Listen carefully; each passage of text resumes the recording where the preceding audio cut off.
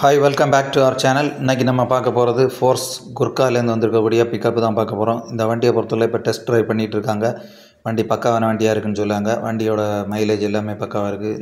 வண்டியோட என்ஜினை பார்த்துக்கிட்டோன்னா 2.6 FMCR type என்ஜின்னு சொல்லுவாங்க. இது வந்து நல்ல பவர்ஃபுல்லான என்ஜின். ஃபோர்ஸ் மோட்டார்ஸில் இருக்கக்கூடிய ஒரு தரம் வாய்ந்த என்ஜின்னே சொல்லலாம். முக்கியமாக வண்டியோட பவர்னு பார்த்துட்டோன்னா 100 ஹார்ஸ் பவரில் கொடுத்துருக்காங்க. நல்ல பவருக்கு ஏற்ற மாதிரியே வண்டியோட டார்க் அமைஞ்சிருக்கு. டார்க் எல்லாமே பக்காவாக கொடுத்துருக்காங்க. 250 நியூட்டன் மீட்டரில் கொடுத்துருக்காங்க. வண்டியில் வந்து நல்ல மகேந்திரா பொலேரோ பிக்கப்புக்கு ஒரு சவாலாக தான் இருக்கும் இந்த வண்டி வரும்போது. முக்கியமாக வந்து வண்டியில் உள்ள ஃபெசிலிட்டிஸ், அதாவது சிங்கிள் பிளேட் கிளட்சி கொடுத்துருக்காங்க. ஸோ நல்ல பவர்ஃபுல் டார்க்கை ப்ரொடியூஸ் பண்ண மாதிரி தான் அமைப்பில் இருக்குது. வண்டியோட இது லோடு பாடி எல்லாமே பக்காவாக இருக்குது. கியர் பாக்ஸை பொறுத்தவரை 5 ஃபார்வர்டு ஒரு ரிவர்ஸ்னு சொல்லியிருக்காங்க. வண்டி டிரைவர் கேபின்லேருந்து பின்னால் பக்கம் மாதிரி ஒரு ஸ்லைடிங் விண்டோவையும் கொடுத்துருக்காங்க. விண்ட்ஷீல்டை பொறுத்தவரையில் பக்காவாக இருக்குது, பெருசாகவே இருக்குது. ஸ்னோக்கல் டிசைன் வந்து இந்த குர்கா டைப்புக்கு ஃபேமஸான ஒரு மேட்டர். ஸ்குவார் ஹெட்லைட் கொடுத்துருக்காங்க, நல்ல பவர்ஃபுல்லாக இருக்குது. எல்இடி டிஆர்எல்ஸ் அதை சுற்றி கொடுத்துருக்காங்க. ஸோ பிக்கப் வண்டியில் இந்த மாதிரி ஒரு ஃபெசிலிட்டி எல்லாமே இந்த வண்டியை தான் சொல்லலாம். பெரிய விண்ட்ஷீல்டு மட்டும் இல்லை, அதுக்கு அடுத்து பார்த்தோன்னா வண்டியோட கிரவுண்ட் கிளியரன்ஸ் எல்லாமே பக்காவாக இருக்குது. லோடு பாடியை பொறுத்தவரையில் பெருசாகவே கொடுத்துருக்காங்க. 9x6 அந்த மாதிரி கொடுத்துருக்காங்க. ஸோ 9 அடி நீளம் 6 அடி அகலம்னு சொல்லுவாங்க. ஸோ இந்த வண்டியில் முக்கியமாக பார்க்கிங் சென்சார், அதாவது ரிவர்ஸ் பார்க்கிங் சென்சார் இருக்குது. மியூசிக் சிஸ்டம், இந்த மாதிரி விஷயங்கள் எல்லாமே நிறைய ஃபெசிலிட்டிஸ் எல்லாமே கொடுத்துருக்காங்க. BS6 Phase 2 பேஸ் பண்ணி தான் பண்ணியிருக்காங்க. ஸோ பொல்யூஷன் ஃப்ரீயாக தான் இருக்கும். ரியரில் வந்து சேஃப்டி பாரோடு சேர்த்து கொடுத்துருக்காங்க. முக்கியமாக அது ரொம்ப அவசியமான ஒன்று தான். இன்றைக்கி உள்ள காலகட்டத்தில் நிறைய வண்டியில் இந்த மாதிரி விஷயங்கள் வந்துகிட்ருக்கு. அது சேஃப்டிக்காக முக்கியத்துவம் கொடுத்துருக்காங்க. டெயில் லைட் எல்லாமே பக்காவாக இருக்குது. சென்சார் எல்லாம் ப்ரொவைட் பண்ணியிருக்காங்க. ரியரில் வந்து பார்த்துக்கிட்டோன்னா இந்த நம்ம லோடு பாடி ஓப்பனிங் இதிலே வந்து ஃபோர்ஸ்னு பேட்ஜிங் பண்ணியிருக்காங்க. ஸோ அதுவுமே பக்காவாக தெரியுது. மற்றபடி பார்த்துட்டோன்னா வண்டியோட பர்ஃபார்மன்ஸ் எல்லாம் இதை சொல்லவே வேண்டாம். வீல் கிளாடிங் எல்லாமே பக்காவாக இருக்குது. அது ஒரு அட்ராக்டிவ் லுக்கு மட்டும் இல்லை, அது ஒரு ரஃப் அண்ட் டஃப் லுக்காக கொடுக்குது.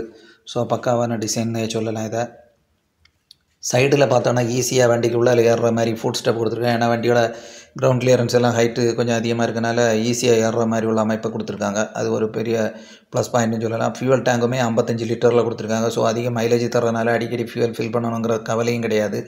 ஃபியூவல் தெப்ட்டு போகாமல் இருக்கக்குள்ள லாக்கு இது எல்லாமே ப்ரொவிஷன் கொடுத்துருக்காங்க. வெளியில் டேங்கு ரொம்ப வெளியே தெரிய மாதிரி அமைப்பில் இல்லை. மைலேஜ் வந்து 18 km/லிட்டர் கிடைக்கும்னு சொல்லுவாங்க. ஸோ இந்த என்ஜின் பவர்ஃபுல் என்ஜினாக இருக்கும்போது இவ்வளோ பவரை ப்ரொடியூஸ் பண்ணி இவ்வளோ டார்க்கை கொடுக்குதுன்னா இந்த வண்டி 18 km இது வந்து அதிகமான ஒரு இது தான். ஸோ இதில் வந்து அட்வான்ஸ் டெக்னாலஜி எல்லாமே யூஸ் பண்ணியிருக்காங்க. அதனால தான் இந்த மைலேஜும் தரதாக சொல்லுவாங்க. க்ராஸ் வெயிட்டுன்னு பார்த்துக்கிட்டோன்னா 3845 kgயில் கொடுத்துருக்காங்க.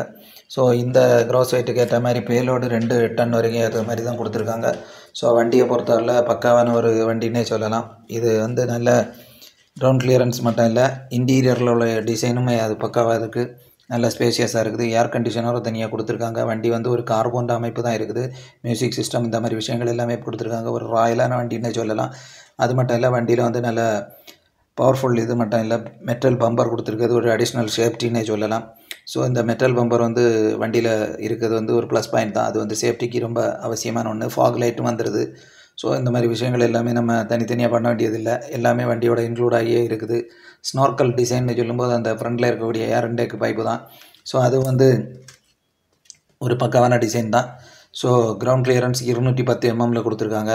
ஸோ இந்த செக்மெண்ட்டில் இது ஒரு நல்ல இது தான். மற்ற யோதா, மகேந்திரா பொலேரோ மேக்ஸ் இதெல்லாம் பொறுத்தவரையில் இந்த வண்டி ஒரு டஃப்பான காம்படிட்டராக தான் அமையும். லெந்தை பொறுத்தவரை 5355 mmல கொடுத்துருக்காங்க. ஸோ இந்த லெந்துக்கு ஏற்ற மாதிரி மற்ற டைமென்ஷன்ஸும் ஒத்து போகிற மாதிரி தான் கொடுத்துருக்காங்க. அடுத்ததை பார்த்துக்கிட்டோன்னா விட்த்து பொறுத்தவரை 1865 mm கொடுத்துருக்காங்க. ஸோ வண்டியை பார்த்தாலே அது ஒரு தோரணையாக தான் இருக்குது. ரோட்டில் பார்க்கும்போது வண்டி ஒரு கெம்பளிப்பான வண்டியாக தான் இருக்குது. ஸோ இந்த வண்டி நல்ல லோடு ஏற்ற மட்டும் இல்லை, ஹைட்டுமே அதுக்கேற்ற மாதிரி கொடுத்துருக்காங்க. 2055 mmல கொடுத்துருக்காங்க. ஸோ ஸ்லைடிங் இது விண்டோ ரியர் வியூ பார்க்க மாதிரி ஒரு அமைப்பில் கொடுத்துருக்காங்க. ஸோ இதெல்லாம் பார்க்கும்போது ஒரு பெரிய வண்டிக்குள்ளே எல்லா தோரணையுமே இருக்குது. வீல் பேஸ் வந்து பார்த்துக்கிட்டோன்னா 3305 mmல கொடுத்துருக்காங்க. ஸோ இந்த வண்டியோட மெட்டாலிக் கலர்ஸ் இது மாதிரி விஷயங்கள் எல்லாமே நிறைய கலரில் அவைலபிளாக இருக்குன்னு சொல்லுவாங்க. டேர்னிங் ரேடியஸ்ன்னு பார்த்துக்கிட்டோன்னா வண்டி திரும்பக்கான இடம் வந்து 3.5 மீட்டர் இடம் இருந்தால் போதும் வண்டி ஈஸியாக டேர்ன் பண்ண மாதிரி இருக்கும்.